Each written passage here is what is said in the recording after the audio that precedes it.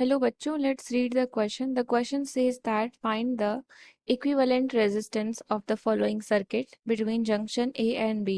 यहाँ पर आपको एक सर्किट बना के दिया गया है। आपको पूछा है कि जंक्शन A और जंक्शन B के बीच में इक्विवेलेंट रेजिस्टेंस क्या होगा। तो अगर हम इस सर्किट को देखें तो यहाँ से हम देखेंगे कि यहाँ पर जो रेजिस्टर्स हैं आपके वो सीरीज और पैरेलल दोनों में ही कनेक्टेड हैं।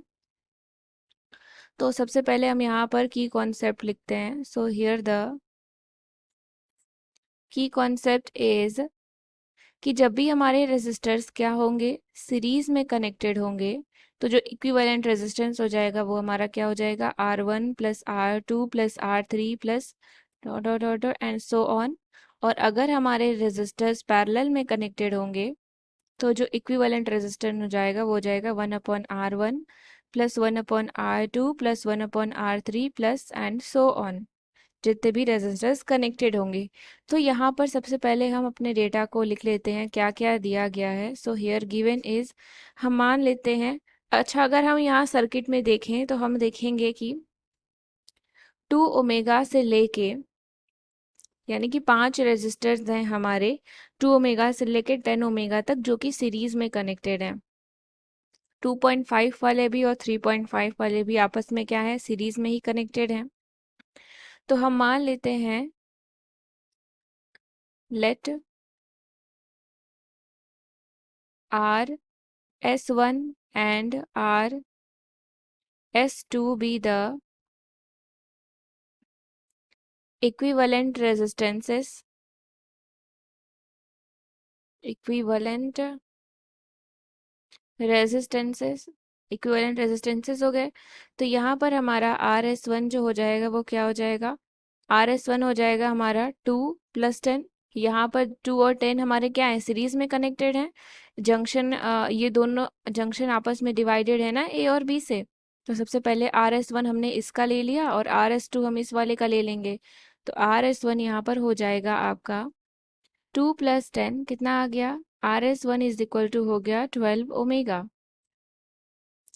सिमिलरली हमारा RS2 निकालेंगे तो कितना हो जाएगा, 3.5 प्लस 2.5।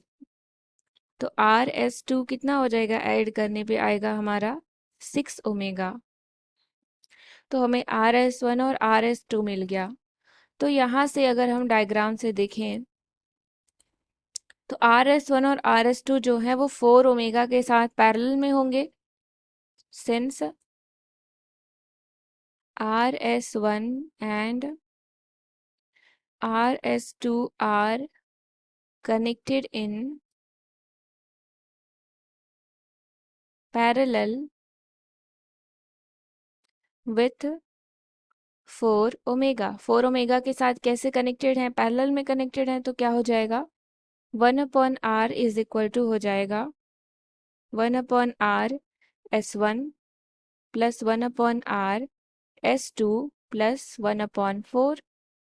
वैल्यूज को सब्सटीट्यूट करेंगे हम। RS1 की वैल्यू आई है 12 एंड RS2 है 6। तो ये हो गया 1/12 प्लस 1/6 प्लस 1/4। तो 1/R आ जाएगा हमारा 1/2। Then R is equal to हो गया 2 ओमेगा। यानी कि इक्विवेलेंट रेजिस्टेंस जो हो गया इस सर्किट का जंक्शन A और जंक्शन B के बीच में जो आ गया वो हमारा कितना आ गया, 2 ओमेगा आ गया।